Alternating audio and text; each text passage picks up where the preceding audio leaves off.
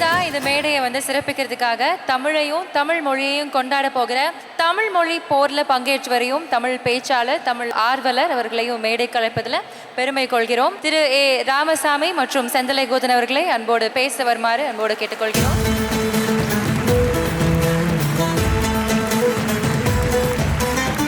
அனைவருக்கும் வணக்கம். சிவகார்த்திகேயன் எஸ்கே என்று சொல்கிறார்களே, சிவகார்த்திகேயன் அவர்கள் ஜெயம் ரவியாக அறிமுகமாகி இப்பொழுது ரவி மோகனாக இருக்கின்ற ரவி அவர்கள், முரளியனுடைய மகன் அதர்வா அவர்கள், 3 கதாநாயகர்களும் இணைந்திருக்கின்ற படம் இந்த பராசக்தி. இவர்களை எல்லாம் நாங்கள் படத்தில் பார்த்ததோடு சரி, இன்றைக்குத்தான் நேரிலே பார்க்கின்ற வாய்ப்பை பெற்றிருக்கிறோம். அதற்கு காரணமான இந்த படத்தின் தயாரிப்பாளர் ஆகாஷ் அவர்களுக்கு நன்றி.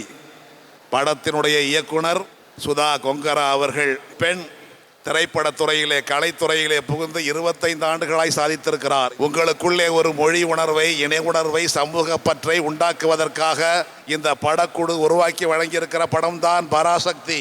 இந்த பராசக்தியினுடைய முந்தைய பராசக்தி வந்தது 1952ஆம் ஆண்டு. அந்த பராசக்தியையும் இந்த பராசக்தியையும் இணைத்து பார்க்க வேண்டிய தேவை இருக்கிறது. அந்த பராசக்திகளே நடித்தவர் திருச்சி சங்கிலியாண்டபுரத்தைச் சேர்ந்த நடிகர் திலகம் சிவாஜி கணேசன் அவர்கள். இந்த பராசக்தியிலே நடித்திருப்பவரும் அதே திருச்சி திருப்பராய்த்துறையை சேர்ந்த சிவகார்த்திகேயன் அவர்கள். 2 பேருக்குள்ளேயும் இருக்கிற அந்த ஒரு ஒற்றுமை இந்த படத்தை வெற்றி பெற வைக்கும். பல பேருடைய வாழ்க்கை இந்த தமிழை காப்பதற்காக எப்படியெல்லாம் பலியிடப்பட்டிருக்கிறது என்ற செய்தியை பராசக்தி சொல்லும். இந்த பராசக்தி வெல்லும். படத்திலே பங்கேற்ற கலைஞர்கள் அனைவருக்கும் நல்வாழ்த்துக்கள். இந்த வரலாற்றை வழங்கிய பேராசிரியர் ராமசாமி அவர்களுக்கு நாம் நன்றி சொல்ல வேண்டும், நல்வாழ்த்து சொல்ல வேண்டும். அனைவருக்கும் நல்வாழ்த்து. பராசக்தி வெல்லும் வெல்லும் வெல்லும். அனைவருக்கும் நன்றி. அன்பார்ந்த தயாரிப்பாளர் தம்பி ஆகாஷ் அவர்களே, தம்பி ஆகாஷ் அவர்கள் விரும்பியிருந்தால் எத்தனையோ காதல் கதைகளை படமாக எடுத்து படமாக்கி இருக்கலாம். ஆனால் அவர் இந்த கதையை படமாக்க வந்ததற்காக அவரை நான் பாராட்ட கடமைப்பட்டிருக்கின்றேன். இந்த நேரத்தில் ஒரு ரகசியத்தை உங்களுக்கு நான் சொல்ல விரும்புகின்றேன். நான் கல்லூரியில் படிக்கின்ற காலத்தில் மதுரை கல்லூரியில் மாணவர் தலைவனாக இருந்து இந்த போராட்டத்தை நடத்தினேன். பிறகு பச்சையப்பன் கல்லூரியில் மாணவர் தலைவனாக இருந்தேன்.